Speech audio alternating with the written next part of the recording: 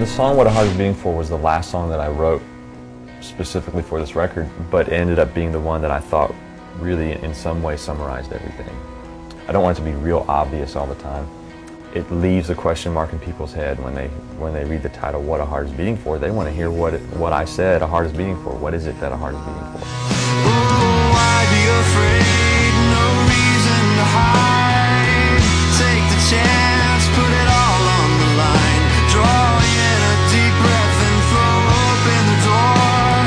'Cause that's what a heart is beating for. Yeah, that's what a heart is beating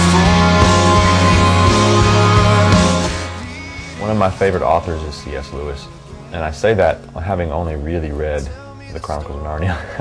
and one other book of his that I've read is a novel called The Great Divorce, and in this story he takes his characters on a fantastical bus ride to heaven to see what it's going to be like, and he kind of uses that to describe things about heaven more internally than exactly what they see, but what happens with people. So I kind of used that thought as an idea to start on a song that I was working on called Sneaking Into Heaven, because I wanted to kind of do the same thing, find a fantasy kind of way to get a sneak peek at what heaven was going to be like.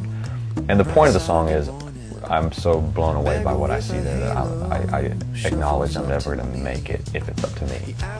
And so it just, the story just builds from there. The whole point is none of us made it by ourselves. None of us made it on our own righteousness. Bing! You know, so that's where I started. I started with the C.S. Lewis concept of getting a peek, and then I took it from there to kind of lay out the simplicity of, okay, none of us is capable of being what it takes to earn this. I have to think as an independent artist, and so for this whole record, I've listened to friends of mine. I have tons of friends who are independent artists, the way they write, the way they approach their music, the way they approach fans. And so I would say my biggest influences for this record are friends of mine. When I write songs, I always try to approach the topic from an odd angle or some way that I have not heard it approached before. I'm always collecting ideas, and it's not really deliberate. I may usually put them away, don't really write songs until it's time to do a record, but I just kind of store the ideas in a phrase or something on a piece of paper or in a book or something, just kind of keep them together.